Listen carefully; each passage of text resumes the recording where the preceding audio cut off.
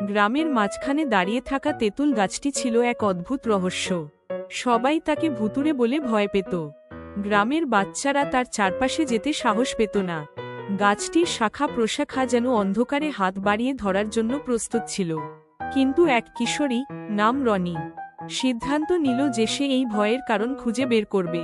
রনি ছিল সাহসী ও কৌতূহলী। সে জানত ভয়ের পেছনে অনেক সময় মানুষের মনেরই তৈরি। সে একদিন সন্ধ্যায় গাছটির কাছে গেল।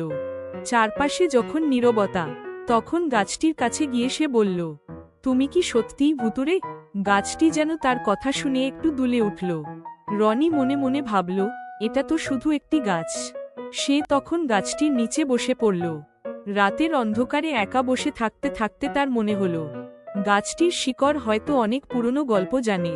রনি গাছটির কাছে বসে গল্প বলতে শুরু করল। সে বলল, তুমি কি জানো, আমি তোমার সাথে বন্ধুত্ব করতে চাই। আশ্চর্যজনকভাবে গাছটির পাতাগুলো যেন একটু ঝিরঝির করে উঠল। রনি তার ভয়কে দূরে ঠেলে দিয়ে আরো বেশি করে কথা বলতে লাগল। সে তার স্বপ্ন, তার আশা ও ভয়ের কথা বলল। এভাবে রাত কাটতে লাগল। রনি বুঝতে পারল, গাছটি ভুতুড়ে নয়, বরং এক প্রাচীন বন্ধু। সে গাছটির কাছে গিয়ে হাত রাখল। এক মুহূর্তে তার মনে হল, গাছটি যেন তার অনুভূতিগুলো অনুভব করছে। পরদিন সকালে রনি গ্রামের সব বাচ্চাদের ডেকে নিয়ে এল।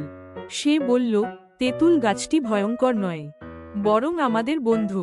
সবাই প্রথমে ভীত ছিল, কিন্তু রনি তাদের সাহস দিল। একে একে তারা গাছটির কাছে গেল এবং রনি তাদের সাথে গল্প করতে লাগল। তেঁতুল গাছটি এখন আর ভুতুড়ে মনে হয় না। গ্রামের সবাই জানল, ভয়টা আসলে মানুষের মনে। রনি তাদের দেখালো কিভাবে বন্ধুত্বের মাধ্যমে ভয়কে জয় করা যায়।